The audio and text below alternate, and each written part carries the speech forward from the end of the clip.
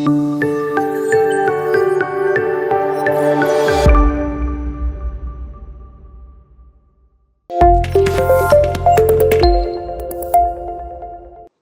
and very warm welcome to Bharata First. You're watching Big Picture with Frank Rausen Pereira.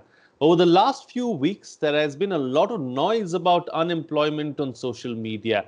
Hashtags on job creation have been trending time and again.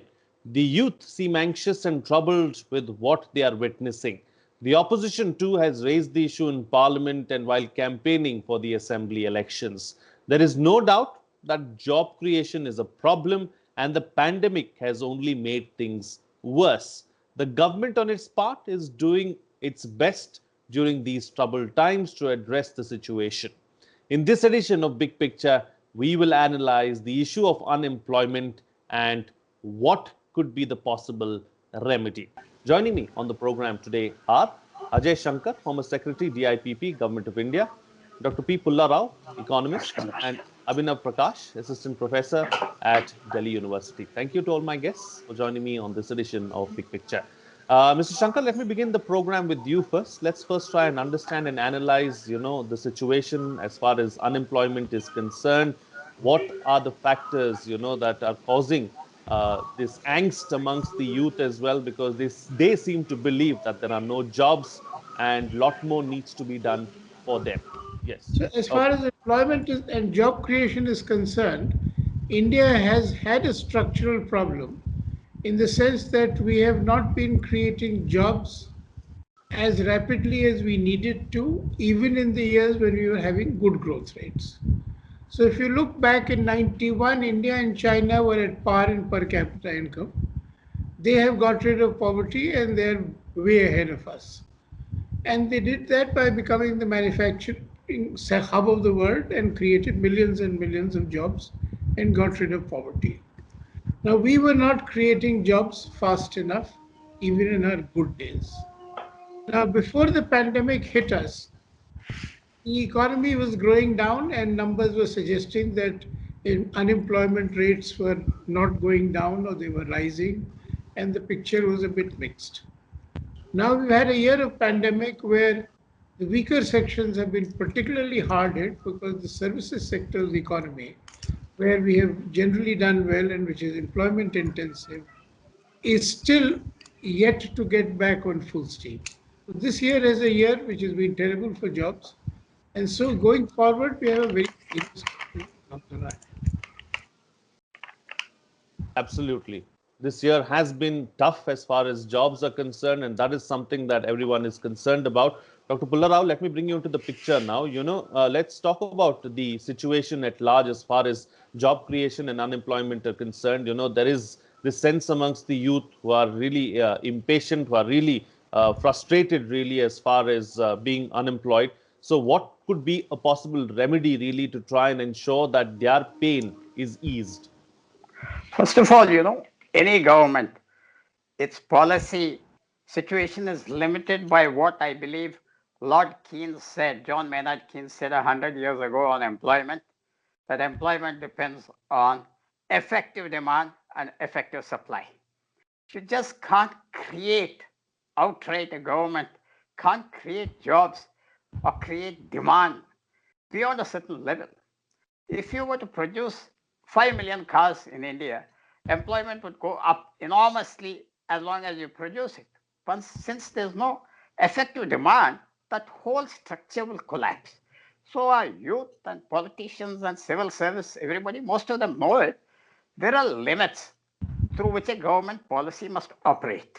That policy has to be, of course, fine-tuned, circumstances, resources, 100 other things, political priorities, etc. But there are limits, and within those limits, you have to use it.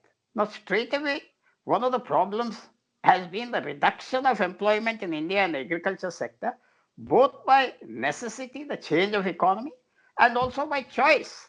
Most of the youth don't want to work in rural areas, they want to shift to cities, and finding jobs is a problem. That's why 7 to 8 million are in the Middle East.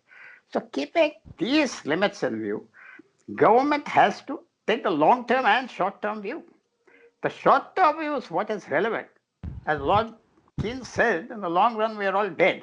So therefore, we take the short-term view. And for that, the sectors which can immediately create jobs are, of course, agriculture sector, tourism, IT sector to a certain extent, and of course, the service sector. The public sector, gigantic industries, the steel industry, shipbuilding industry, you put huge investment, you get limited jobs because there's enormous amount of automation, mechanization, robotic use and other things.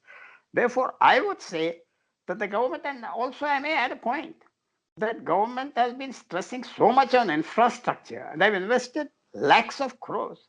But as everybody knows, they have not returned enough jobs. You go to Himachal Pradesh, sorry to give this example, they have beautiful roads and no cars. The other day I pointed out. So therefore, infrastructure is something we have done well in the last few years. Let us now switch to those areas where jobs can be generated immediately. Jobs with dignity and paying well. Tourism, agriculture, rural areas, other units, and such things. There's enormous scope, and you need not even go far. There's enormous scope for change of crops, crop pattern in India for high yielding, high income crops, which we don't have. Most of our land is for wheat, rice, sugarcane. So there's enormous scope. And government should try to switch to these sectors if they want to address the job. And the feeling of unemployment can be if I'm partially employed or not happily employed, I would feel unemployed. Therefore, to address all these issues, government should change its focus now, which I hear too much on infrastructure. Let's go to the service sector, tourism, other places where you invest money. Within 3 to 6 months, you find jobs. So there are solutions, and there are possibilities that these solutions are being looked at now. True. All right, Abhinav, let's bring in another aspect altogether and try and talk about that and address that as well. This of course is, we are looking at it sectorally, and we're looking at what it is that several people can bring to the table and do.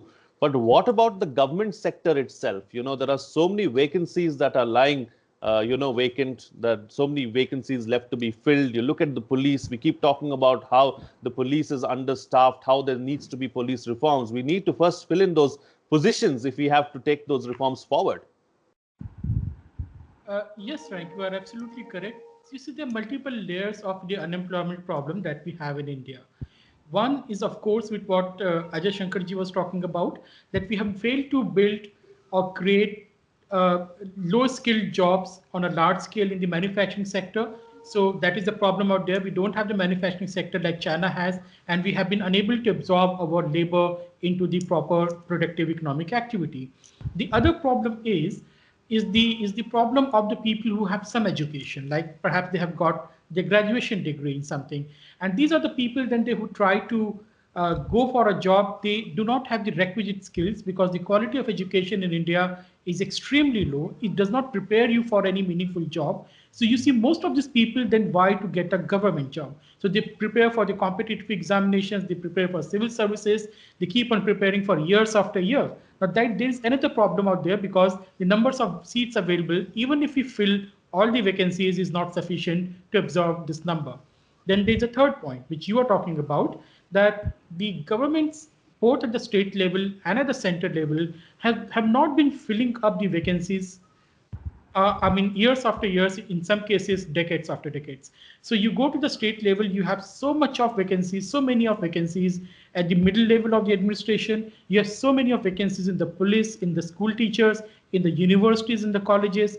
Even at the central level, you have more than 700,000 posts which are lying vacant across different departments, which the government can fill as of now. There are more than 1 million posts in the school, the post of the school teacher across the country, if you combined all the states. And the number is similar in the case of judiciary. I think more than 30% judiciary posts are lying vacant. Same is the case in every department in the country. And what we are left with is this argument that, well, we need to downsize the government because government in India is too big. So we need to do reform and contract the government. But the public employment in India, if we remove the army and the railways because they employ too many of people, if you look at the general administration in this country, the employment ratio in India, public employment ratio is hardly 130 or something. In America, which is the free market economy, is 5 times greater. So we just don't have the enough number of people running our system in the government sector, and we need to focus on that.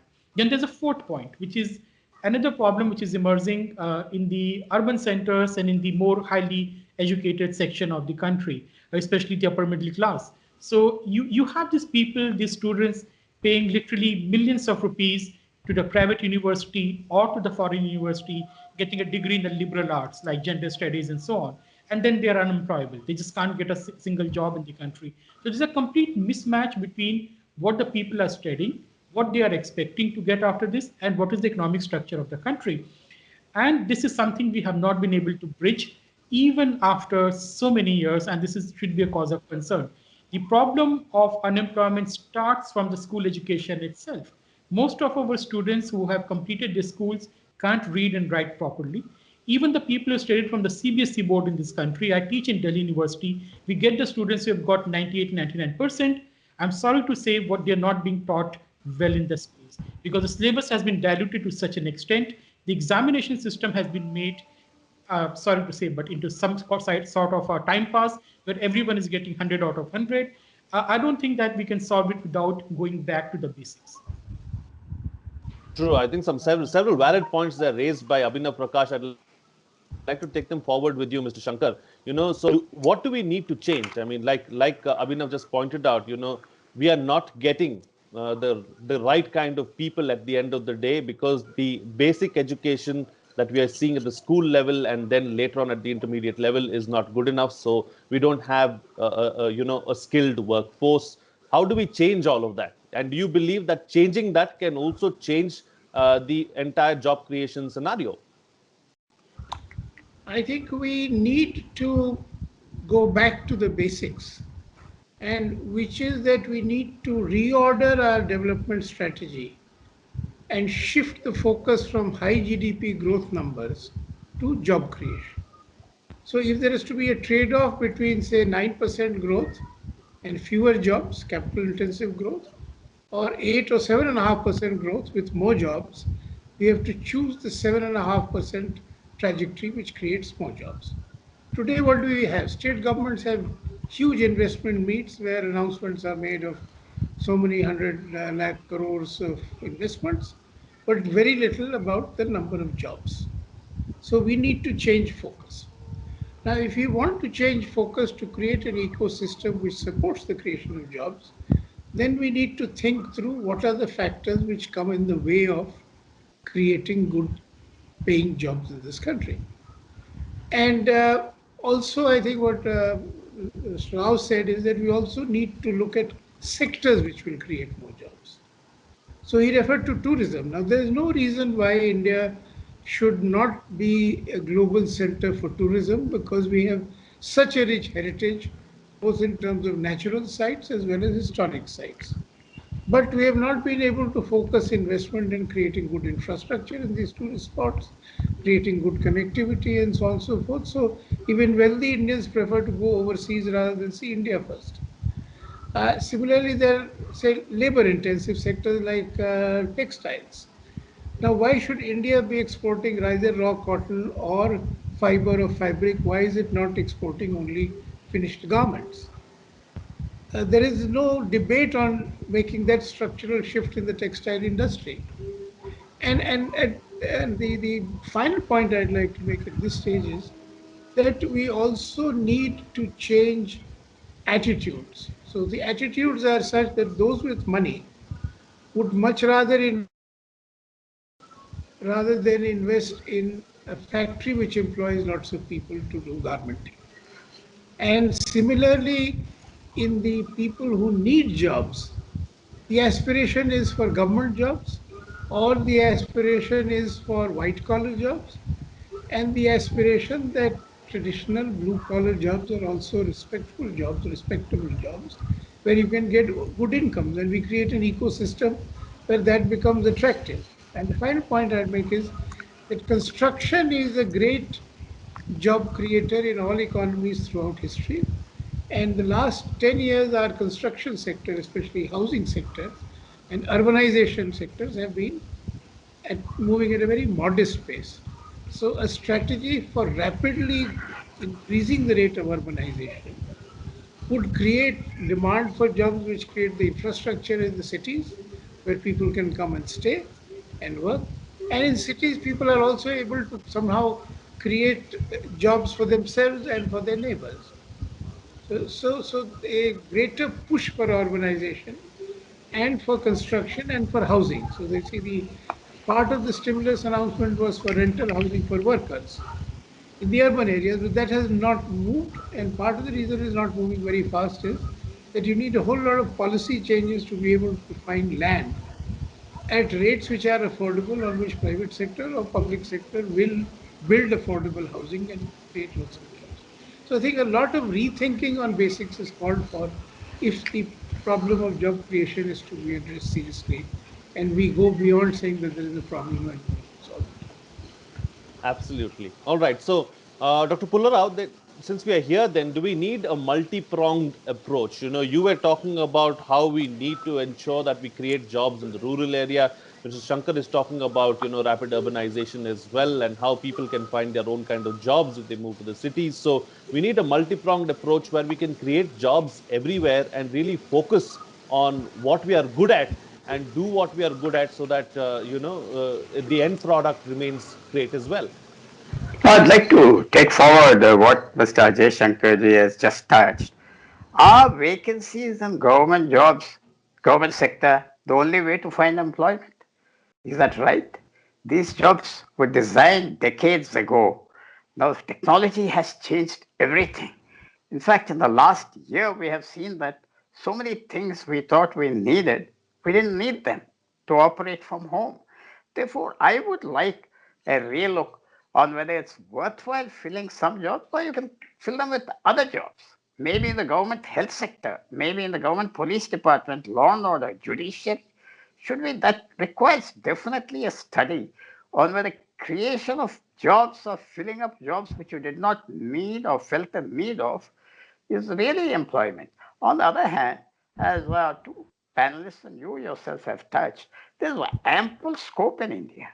Vast scope, so much there's every kind of climate, every kind of territory, there is everything possible, sea, everything. And we find that by going on to the old style, at one time, I believe that they felt the way to get ahead employment is public sector enterprises or heavy industries. But that's going out of fashion across the world. You see, very developed countries are not making steel, I believe, or using coal or mining coal.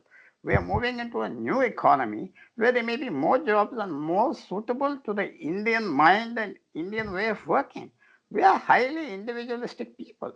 If we have succeeded in IT and software sector, it is because we're individualistic, as in cricket also, individualism. I did it. Therefore, we may have to think what are the good jobs which will sustain themselves and not bleed the government. Does government have resources to hire another 1 crore people on a permanent basis? I mean, I have a different opinion. There is ample scope. There's now a good education way of going. Most important, I found that the health sector can create enormous amount of jobs, health tourism. It costs very little. I don't know why they're not focusing on these subjects where a rupee's investment is better than investing 100 rupees in some other heavy type of plant where you're not getting returns. Therefore, there is scope. There should be a review of what is the best way to go forward. Yes, unemployment, we have entrepreneurship also in India. The Indian entrepreneur is very, very talented and they have kept the thing going. If you look at our exports, and I think Mr. Ajay Shankar was probably dealing with them at some stage, we software sector, textiles, handicrafts, I believe these have contributed more than many other sectors over the years. And therefore, there's a lot of scope, if you use the Indian genius, if I may say so, on areas where we excel. And government should kind of think now, as I have mentioned again, and I never tire of saying, what is the right kind of infrastructure you're going to invest on? Like, the Chinese, everybody lauds their example. They had to close 100 airports, which are ghost airports. They had to close miles and miles of highways because they just built highways and there was no vehicles traffic. They just built. The cities took loans and they built municipalities. The crisis of China is also there, the economy. China may not be a good model for India to follow, may not be. Therefore, we have to look for new solutions. We have to use what we have. We have agriculture, we have rural sector and cities. The movement to cities is inexorable. People are moving. We have to find that. Our metro is serving as a great modernizing force, as a great economic tool.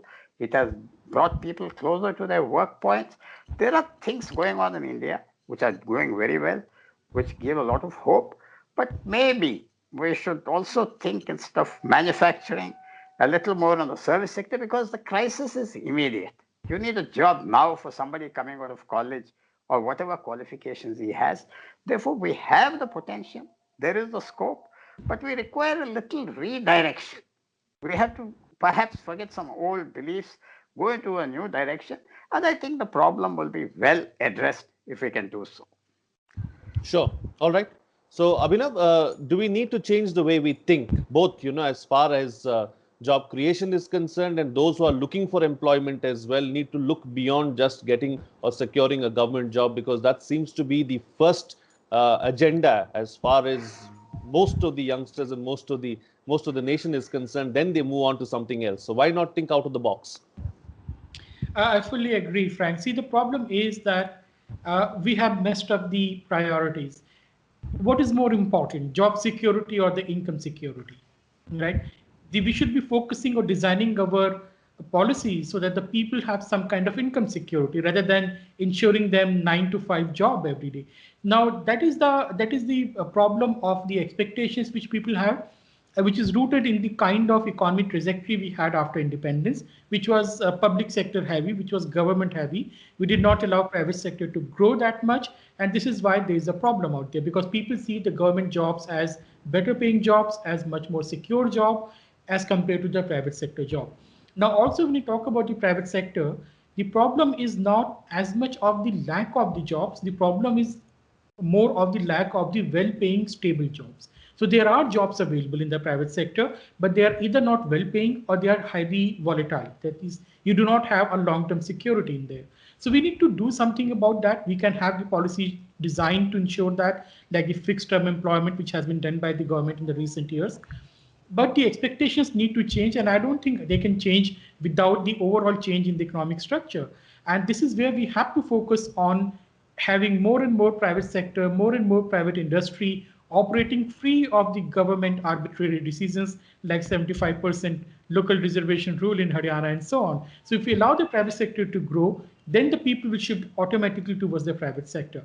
But it is true that as of now, many people think that the job is that 9 to 5 sarkari job, like a bank job or clerk job.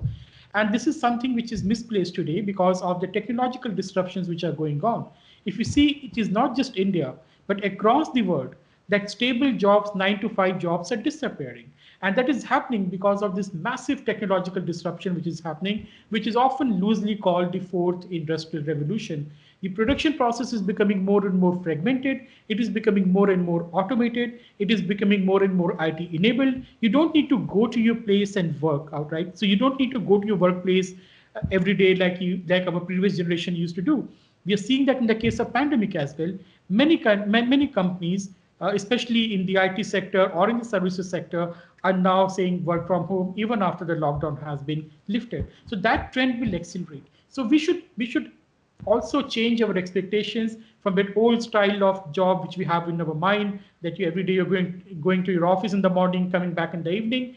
Instead, we should be trying to focus more on employability, more on skills, and more on income security rather than job security per se.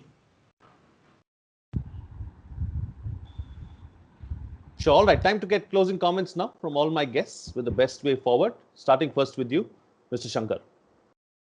I think we have a serious crisis on our hands.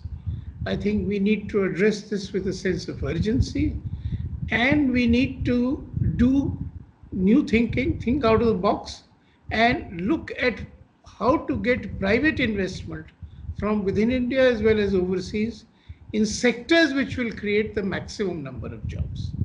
I mean, that should be the core priority of all discussion on economic matters as well as government policy making. And I believe that it is never too late. If we get our act together, we will certainly succeed. And if we succeed, we'll get rid of poverty. We'll also become this $5 trillion economy that we want to become. Dr. Pulla Rao? Absolutely never too late, as Mr. Ajay Shankar has said. And we can start with perhaps if you create a minimum social security net, whereby the attraction of government jobs will go down, and maybe we'll turn towards the private sector entrepreneurship. If you can assure certain minimum things like post retirement or health care for everyone, then maybe that lure of 9 to 5, 9 to 7 jobs where lifetime employment, the idea of you join and then you retire in the same place, if that goes down, maybe I believe that vast new avenues are open and nobody is coming forward. We should not be turned into a country where we don't want to work in the agriculture sector or we don't want to work in other sectors because of the attraction of the 9 to 5 government jobs. So therefore, maybe we have to think anew and give minimum security. Listen, you will be nothing less than a government servant. You work on your own. You're a tourist guide, fine. But this is what's going to come to you at the end of your hard work life at the age of 60. Something has to be explored there. And I think that will bring a permanent change in the mindset and give people an opportunity to expand what they're doing. Maybe farmers, small farmers, marginal farmers, they won't be anxious to get rid of those farm jobs, farm lives, and come to the city searching for other jobs which may not be available. So maybe there should be some kind of better social security and change of that will automatically result in a change of aspirations. And I think that will solve the problem long term, not just immediately to take care of the next election. And Abhinav Prakash, close the show for us with your concluding remarks. Well, I'll go back to what Dr. Ambedkar used to insist when he was the Minister of Labor in the Executive Council of the Viceroy from 1942 to 46, I guess, almost 4 years. And he always insisted back then that the syllabus in the universities and the colleges should be dictated and determined by what is required in the market.